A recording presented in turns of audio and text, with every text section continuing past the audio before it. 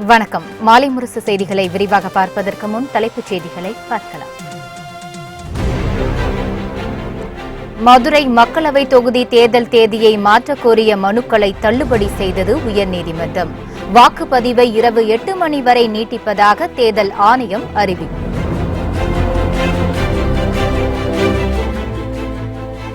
தமிழகத்தில் மக்களவை தேர்தலுக்கு அதிமுக வேட்பாளர்கள் மனு தாக்கல். புதுச்சேரியிலும் வேட்பு மனு தாக்கல் செய்வதில் அரசியல் கட்சிகள் தீவிரம். மக்களவை சட்டப்பேரவை தேர்தலில் அதிமுக வேட்பாளர்களுக்கு தீபா ஆதரவு. தொண்டர்களின் விருப்பப்படி தேர்தலுக்கு பின் அதிமுகவில் இணைய உள்ளதாகவும் பேட்டி.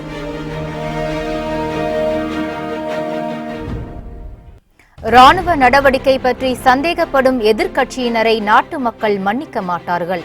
பாலக்கோட் தாக்குதல் பற்றி ராகுல் ஆலோசகர் கேள்வி எழுப்பியதற்கு பிரதமர் மோடி பதிலடி. வருமான வரித்துறை கைப்பற்றிய எடியூரப்பா டைரி பற்றி விசாரணை நடத்தாதது ஏன்? பிரதமர் நரேந்திர மோடிக்கு காங்கிரஸ் உயர்மட்ட தலைவர் கேள்வி. இனி செய்திகளை விரிவாக பார்க்கலாம். மதுரை மக்களவை தொகுதியில் தேர்தலை தள்ளி வைக்க கோரிய மனுக்களை உயர்நீதிமன்றம் தள்ளுபடி செய்துள்ளது.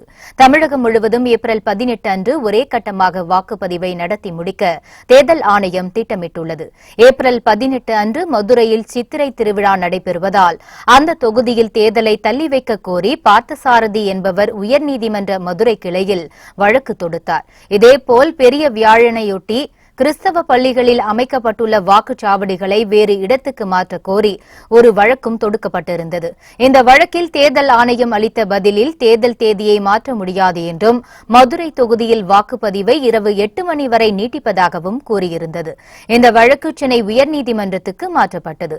இந்த வழக்கு நீதிபதிகள் மணிக்குமார், சுப்பிரமணியன் பிரசாத் ஆகியோர் அடங்கிய அமர்வு முன் வியாழக்கிழமை விசாரணைக்கு வந்தது.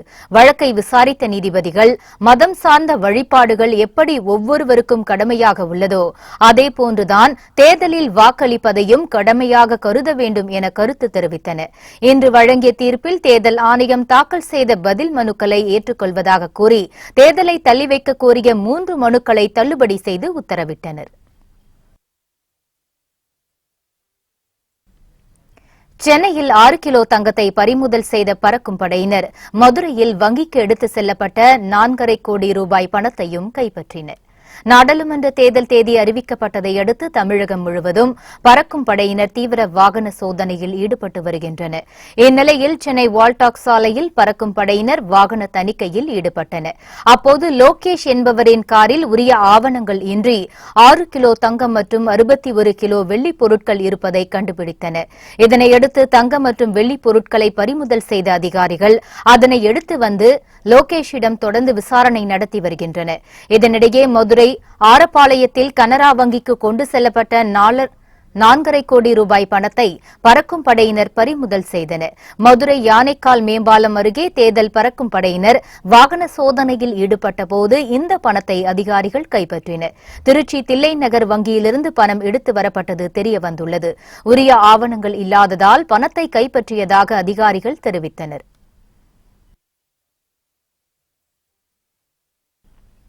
தர்மத்துக்கும் அதர்மத்துக்கும் இடையே நடைபெறும் யுத்தத்தில் அதிமுக கூட்டணி 40 தொகுதிகளில் வெற்றி பெறும் என முதலமைச்சர் எடப்பாடி பழனிசாமி உறுதியுடன் தெரிவித்தார்.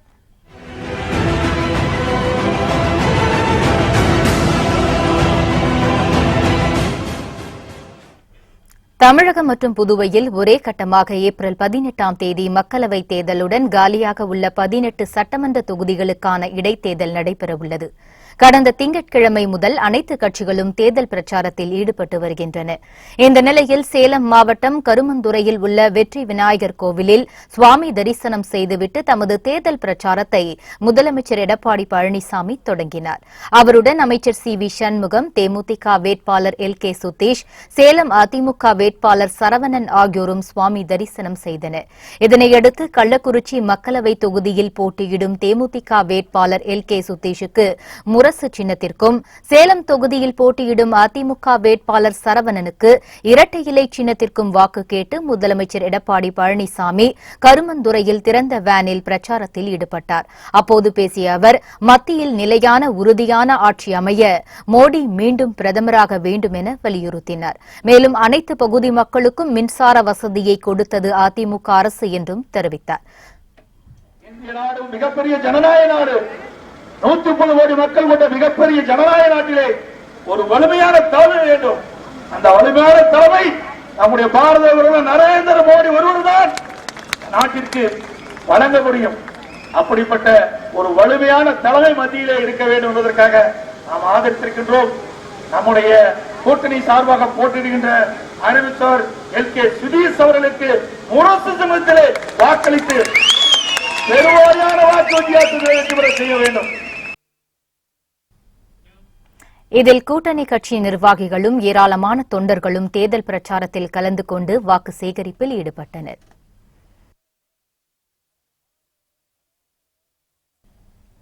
திமுக ஆட்சிக்கு வந்தவுடன் கொடநாடு விவகாரம் வெளிச்சத்துக்கு வரும் என திமுக தலைவர் மு.க. ஸ்டாலின் தெரிவித்துள்ளார். நாடாளுமன்ற திமுக வேட்பாளர் பார்த்திபனை ஆதரித்து திமுக தலைவர் ஸ்டாலின் சேலம் கோட்டையில் பிரச்சாரம் மேற்கொண்டார். அப்போது கல்வி, வேலைவாய்ப்பு அனைவருக்கும் கிடைக்க திமுகவிற்கு வாக்களிக்குமாறு அவர் கேட்டுக் கொண்டார். மோடியும் எடப்பாடியும் மக்களை ஏமாற்றி வருவதால் மத்திய மாநில அரசுகள் மீது அவர்களுக்கு வெறுப்பு ஏற்பட்டுள்ளதாக ஸ்டாலின் குறிப்பிட்டார். மேலும் அமைச்சர்கள் விஜயபாஸ்கர், தங்கமணி, வேலுமணி உள்ளிட்டோர் மீது ஊழல் புகார்கள் இருப்பதாகவும் அவர் தெரிவித்தார். திமுக ஆட்சிக்கு வந்தவுடன் மத்திய அரசு துறையில் முதல் முறையாக பட்டதாரி இளைஞர்களுக்கு வேலைவாய்ப்பில் முன்னுரிமை தர வலியுறுத்தப்படும் என ஸ்டாலின் உறுதிபட கூறினார். இந்த பிரச்சனை குறித்து, இந்த கொடநாடு விவகாரம் குறித்து சிபிஐ விசாரணை நடத்துவோம் என்ற உறுதிமொழி தரப்பட்டிருக்கு. ஆக அந்த உறுதிமொழி விரைவில் நிறைவேற்றப்படும். இப்ப ஊழல் மட்டும் இல்ல, கொலை செஞ்சுட்டு கைதாகக்கூடிய ஒரு சூழ்நிலையை வரலாற்றில் படைக்க இருக்கக்கூடியவர் தான் இப்பொழுது முதலமைச்சராக இருக்கக்கூடிய எடப்பாடி பழனிசாமி அவர்கள். இதுல எடப்பாடி பழனிசாமிக்கு வேண்டுமானால் இது அவமானம் இல்லாமல் இருக்கலாம். ஆனால் தமிழ்நாட்டுக்கு அவமானம், தமிழக அரசியலுக்கு அவமானம், தமிழ்நாட்டினுடைய எதிர்காலத்திற்கு இது ஒரு மிகப்பெரிய அவமானமாக வந்து சேர்ந்திருக்கிறது. ஆக கமிஷன் இல்லாத இடமே இல்லை, கமிஷன் வாங்காத அமைச்சரை இல்லை, கரப்ஷன் இல்லாத துறையே இல்லை என்ற நிலையில கமிஷன், கரப்ஷன், கலெக்ஷன் என்ற அந்த நிலையிலே தான் இந்த ஆட்சி நடந்து கொண்டிருக்கிறது. தொடர்ந்து பேசிய மு.க. ஸ்டாலின், எடப்பாடி அரசை சரமாரியாக தாக்கி பேசிவிட்டு அதிமுகவில் தற்போது மணி அடிக்கும் பூசாரியாக ராமதாஸ் மாறிவிட்டதாகவும் விமர்சித்தார். மோடியும் எடப்பாடியும் சேர்ந்து மக்களை ஏமாற்றிக் கொண்டிருக்கிறார்கள். ஆக 2 பேரும் சேர்ந்துதான் ஏமாற்றிட்டு இருக்கிறாங்க நினைச்சுட்டு இருந்தோம். இப்போ புதுசா மூணாவது ஒருத்தர் சேர்ந்து இருக்கிறார். இப்போ யாருன்னு தெரியும் உங்களுக்கு? பெருமதிப்பிற்குரிய ஐயா அவர்கள், பெரிய ஐயா அவர்கள் சேர்ந்திருக்கிறார்கள். 5 வருஷமா நாம கூட இப்படி திட்டது கிடையாது. ஆளுங்கட்சி அதிமுகவை பார்த்து திட்டாத திட்டவே கிடையாது. அவ்வளவு திட்டு, கேவலமான முறையை திட்டு, அப்படியெல்லாம் திட்டி திட்டி தீர்த்திட்டு இப்போ கூட்டு சேர்ந்திருக்கிறார். ஏன்னா கேட்டதெல்லாம் இப்ப கிடைச்சிருக்கு. அவருக்கு சீட்டு மட்டுமா கிடைச்சிருக்கு? எல்லாம் கிடைச்சிருக்கு. எடப்பாடிக்கும் மணியடிக்கக்கூடிய பூசாரியாக இப்ப புதுசா 2 பூசாரி, அதுதான் பெரிய ஐயா, சின்ன ஐயா, மணி அடிக்கிற பூசாரியாக இன்றைக்கு கிளம்பி இருக்கிறார். முன்னதாக பாமக முன்னாள் சட்டமன்ற உறுப்பினர் தமிழரசு திமுக தலைவர் மு.க. ஸ்டாலின் முன்னிலையில் கட்சியில் இணைந்தார். மக்களவைத் தேர்தலில் போட்டியிடும் அதிமுக வேட்பாளர்கள் வேட்புமனுக்களை தாக்கல் செய்துள்ளனர்.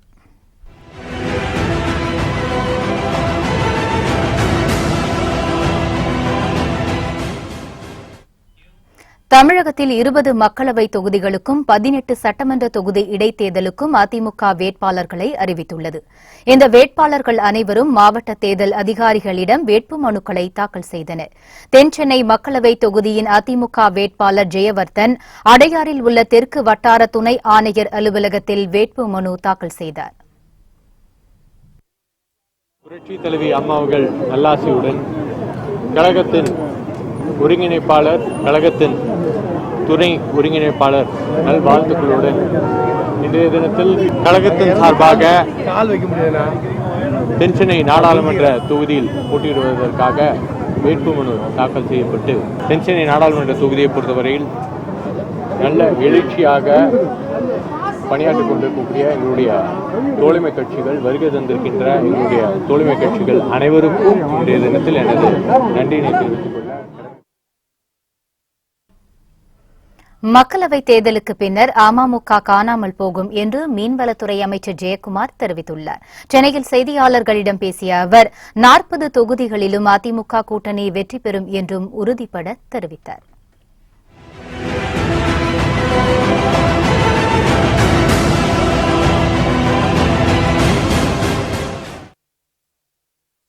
போட்டி என்பது அனைத்து இந்திய அண்ணா திராவிட முன்னேற்ற கழக தலைமையிலான கூட்டணிக்கும் திமுகவுக்கும் தான். எனவே இதில் வேறு யாருக்கும் எங்களோட போட்டி போடவும் முடியாது. ஏன்னா அந்த போட்டியிலிருந்து வெள்ள எங்களை பொறுத்தவரை நாங்கள் தான் மகத்தான வெற்றி பெறுவோம். எனவே தினகரனை பொறுத்தவரை அவர் இருக்கிறத அப்பப்போ இதாக காட்டிக்கணும். அவரை பொறுத்தவரை கடலில் கரைச்ச பெருங்காயம் மாதிரி ஆகிட்டார் அவர். அது காணாமல் போன பெருங்காயம் தான் அது. அதனால் அதை பற்றி பேச வேண்டிய அவசியம் இல்லை. கட்சியை அனைத்து இந்திய அண்ணா திராவிட முன்னேற்ற கழகத்தை உடைக்கலான்னு பார்த்தாரு. அம்மா தலைவர் ஆரம்பித்த கட்சியை, அம்மா கட்டி காத்த இயக்கத்தை, அது முடியல. அம்மா உருவாக்கின இந்த அரசை எப்படியாவது கவுத்து விடலான்னு பார்த்தாரு, அதுவும் முடியல. இந்த ரெண்டும் கிட்டத்தட்ட 2 வருஷமாக பேசி பேசி ஓஞ்சி கடைசியில் இந்த தேர்தலுக்கு பிறகு நிச்சயமா தினகரன் தான் காணாம போற நிலைமை வரும். ஈரோட்டில் அதிமுக தேர்தல் பணிமனையை திறந்து வைத்து பேசிய அமைச்சர் செங்கோட்டையன், திமுக தேர்தல் அறிக்கையில் குறிப்பிட்டுள்ளதற்கு முரணாக மு.க. ஸ்டாலின் பேசி வருவதாக தெரிவித்தார். நாங்கள் ஆட்சிக்கு வந்தால் வரியை ஆட்சி நடத்துவோம் சொல்வார். நாங்கள் இருக்கிற காலம் 92 காலம் இருக்கிறது. இந்த வரி ஏற்றத்தை குறைப்பதற்கு அனைத்து இந்திய அண்ணா திராவிட முன்னேற்ற கழகத்துடைய தலைமை பொறுப்பை ஏற்றிருக்கிற எடப்பாடி பழனிசாமி ஒருவரால் தான் முடியுமே தவிர எவரால் முடியாது. ஆனால் திராவிட முன்னேற்ற கழகம் தேர்தல் வாக்குறுதியை சொல்வார், நாங்கள் வந்தால் நீங்கள் எப்போது வரப்போவதில்லை, எப்போது நீங்கள் வரப்போவீர்களா எனக்கு கேள்விக்குறியாக இருந்து கொண்டிருக்கிறது. ஸ்டாலினை பொறுத்தவரையில் தளபதி என்று வைத்திருக்கிறார் பெயர். என்றைக்குமே அவர் தளபதியாக இருப்பார். தலைமை என்றைக்குமே. குடும்ப அரசியல் நடத்தி வரும் திமுகவினர் ஆட்சியை பிடிக்க எதையும் செய்வார்கள் என தமிழக பாஜக தலைவர் தமிழிசை சவுந்தரராஜன் தெரிவித்தார். தூத்துக்குடியில் செய்தியாளர்களை சந்தித்த அவர், இந்தியாவை வளர்ச்சி பாதைக்கு கொண்டு செல்வதற்கான திட்டம் தொடங்கப்பட்டுள்ளதாகவும் வருகிற 25ஆம் தேதி மக்கள் ஆதரவுடன் வேட்புமனு தாக்கல் செய்ய உள்ளதாகவும் கூறினார். ஸ்டாலின் நேற்று பேசும்போது சொல்றார், சுயநலத்திற்காக மோடி என்ன வேணாலும் செய்வார்னு. ஒரு நாள் கூட விடுமுறை எடுக்காத மோடி அவர்களை பார்த்து இப்படி சொல்கிறார்கள். தன் குடும்பத்துக்காக அவர் எதையும் செய்யல. இன்னைக்கு அவர்கள் குடும்பத்திற்காக செய்து கொள்கிறார்கள். குடும்பத்துக்காக எதையும் செய்யல, வாரிசுகளுக்காக எதையும் செய்யல. முதலில் ஸ்டாலின் அதை புரிந்து கொள்ள வேண்டும். வாரிசுகளுக்காகவே பல சலுகைகளை அளித்துக் கொண்டிருக்கும் ஸ்டாலின் சுயநலத்திற்காக எதை வேண்டுமானாலும் ஸ்டாலின் மோடி செய்வார் என்று சொல்கிறார். இதை மக்கள் நம்ப மாட்டார்கள். இன்று நான் அறிவிக்கிறேன், ராகுல் தான் பிரதமர் அப்படின்னு சொல்றாரு. இவர் அறிவிக்கிறது அவரோட கூட்டணி கட்சிகளை ஒத்துக்கொள்ள மாட்டார்கள். எந்தவித சுணக்கமும் இல்லாமல் பலமாக நாங்கள் மக்களை சந்திக்க இருக்கிறோம். 25ஆம் தேதி எனது வேட்புமனு தாக்கல் நடைபெற்ற உடனேயே பிரச்சாரம் ஆரம்பிக்கும். விவசாயம், சுற்றுச்சூழலை பாதிக்கும் திட்டங்களுக்கு தமிழகத்தில் அனுமதி இல்லை என அமமுக தேர்தல் அறிக்கையில் குறிப்பிட்டுள்ளது. மக்களவைத் தேர்தலை முன்னிட்டு அமமுக தேர்தல் அறிக்கையை அக்கட்சியின் துணை பொதுச் செயலாளர் டிடிவி தினகரன் வெளியிட்டார். தேர்தல் அறிக்கையில் விவசாயத்தையும் சுற்றுச்சூழலையும் பாதிக்கும் எந்த திட்டத்தையும் தமிழகத்தில் அனுமதிக்க முடியாது என குறிப்பிட்டுள்ளது. காவிரி பாசன மாவட்டங்களை பாதுகாக்கப்பட்ட வேளாண் மண்டலமாக அறிவிக்க நடவடிக்கை எடுக்கப்படும் என்றும் குறிப்பிட்டுள்ளது. நெடுஞ்சாலை சுங்கச்சாவடிகளை மூட நடவடிக்கை எடுக்கப்படும் என்றும் நீட் தேர்வு ரத்து செய்யப்படும் என்றும் குறிப்பிட்டுள்ளது. கூடங்குளம் அணு உலை விரிவாக்க திட்டம் கைவிடப்பட்டு எதிர்ப்பாளர்கள் மீதான வழக்குகள் திரும்பப் பெறப்படும் என்றும் குறிப்பிட்டுள்ளது. விவசாயத்தையும் சுற்றுச்சூழலையும் பாதித்து அதன் தொடர்ச்சியாக மக்களின் உயிருக்கே அச்சுறுத்தலை ஏற்படுத்தும் ஹைட்ரோ கார்பன் மற்றும் மீத்தேன் எடுக்கும் திட்டம், நியூட்ரினோ திட்டம், ஸ்டெர்லைட் ஆலை, விவசாய நிலங்கள் வழியாக எரிவாயு குலை பதிக்கும் திட்டம், விவசாய நிலங்கள் வழியாக உயர்மின் அழுத்த கோபுரங்களை அமைக்கும் திட்டம், இயற்கை வளங்கள் மற்றும் நீர்நிலைகளை அழித்துவிட்டு சாலைகள் அமைப்பது என தமிழக மக்களை, விவசாயிகளை பாதிக்கும் எந்த திட்டத்தையும் தமிழகத்துக்குள் அனுமதிக்க மாட்டோம். கூடங்குளம் அணு உலையின் பாதுகாப்பு பற்றிய சுதந்திரமான அமைப்பை கொண்டு முழுமையான விசாரணை நடத்தப்பட்டு பாதுகாப்பு உறுதி செய்யப்படும். கூடங்குளம் விரிவாக்க திட்டத்தை கைவிடவும், கூடங்குளம் அணு உலை எதிர்ப்பு போராட்டத்தின் போது பொதுமக்கள் மீது போடப்பட்ட வழக்குகளை நிபந்தனையின்றி முழுமையாக வாபஸ் பெறவும் நடவடிக்கை எடுக்கப்படும். தேர்தலில் அதிமுகவுக்கு ஆதரவளிப்பதாக ஜெயலலிதாவின் அண்ணன் மகள் தீபா தெரிவித்துள்ளார்.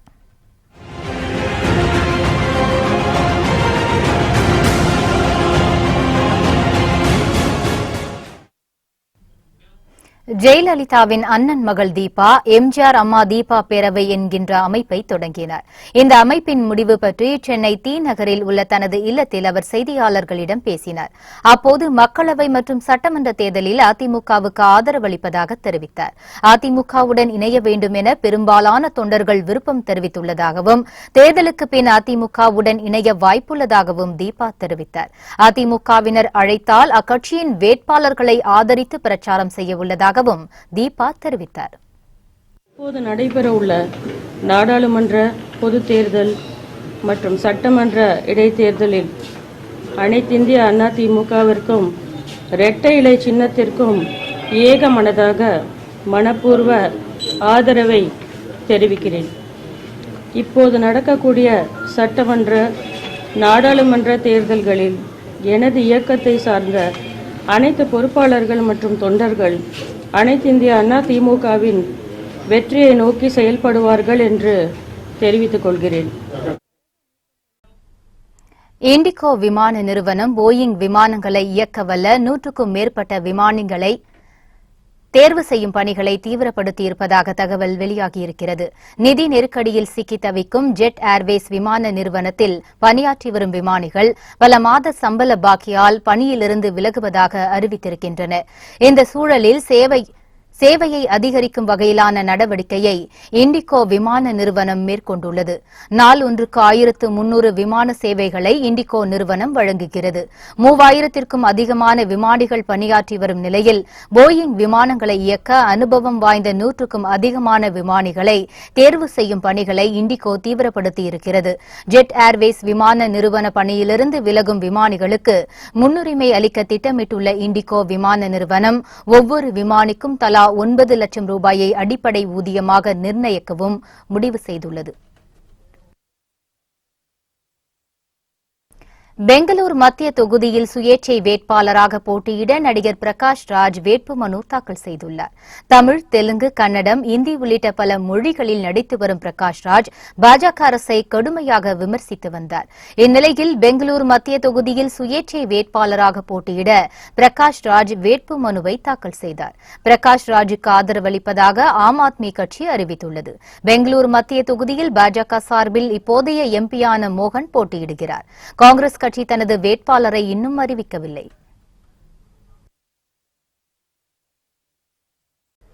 சினிமா பைனான்சியர் சுப்பிரமணி தன் வீட்டிற்குள் புகுந்து தாக்குதல் நடத்தியதுடன் கொலை மிரட்டல் விடுத்ததாக நடிகை ஸ்ரீரெட்டி காவல் நிலையத்தில் புகார் அளித்துள்ளார். ஏஆர் முருகதாஸ், ராகவா லாரன்ஸ் உள்ளிட்ட சினிமா பிரபலங்கள் மீது பாலியல் குற்றச்சாட்டை கூறி பரபரப்பை ஏற்படுத்திய நடிகை ஸ்ரீரெட்டி சினிமா பைனான்சியர் சுப்பிரமணி மீது காவல் நிலையத்தில் புகார் அளித்துள்ளார். அவர் அளித்த புகார் மனுவில் சுப்பிரமணி அவரது உறவினருடன் சேர்ந்து தனது வீட்டிற்குள் அத்துமீறி நுழைந்து தனக்கு கொலை மிரட்டல் விடுத்ததாக கூறியுள்ளார். மேலும் தனது மேனேஜரை அவர்கள் இருவரும் தாக்கியதாகவும் குறிப்பிட்டுள்ளார். இதுபற்றி போலீசார் வழக்கு பதிவு செய்து விசாரணை நடத்தி வருகின்றனர்.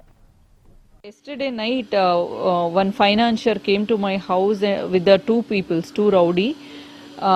One person is only 18 years old. That 18 years boy is telling, Anna, you tell me, Anna, I will murder Anna, and all he is telling.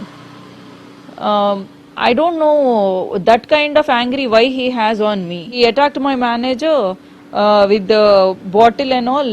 Here he got injury and he got injury here, and I got injury here, and he also slapped me and.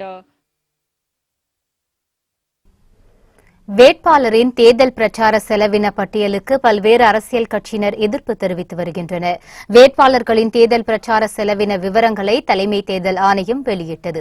இதில் பிரியாணி உட்பட 208 பொருட்களுக்கு விலை நிர்ணயம் செய்துள்ளது. இந்த நிலையில் தேர்தல் ஆணையம் பிரச்சார செலவின விவரங்களை பற்றிய ஆலோசனைக் கூட்டம் நடைபெற்றது.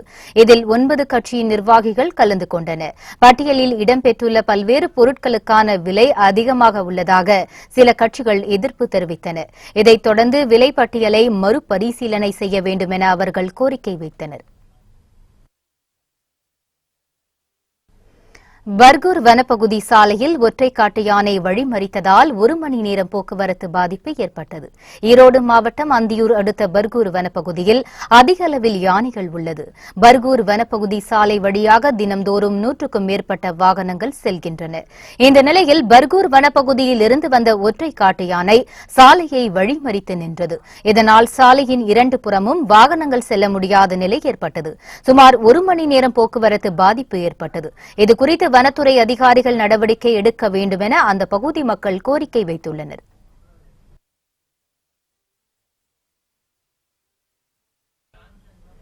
தூத்துக்குடி மக்களவை தொகுதியில் போட்டியிடும் திமுக வேட்பாளர் கனிமொழி திருச்செந்தூரில் தமது பிரச்சாரத்தை தொடங்கினார். திருச்செந்தூர் தேரடி வீதியில் திறந்த ஜீப்பில் நின்றவாறு வாக்கு சேகரிப்பை தொடங்கிய கனிமொழிக்கு அந்த ஊர் பிரமுகர்கள் மற்றும் திமுகவினர் பொதுமக்கள் ஆரத்தி எடுத்து வரவேற்றனர்.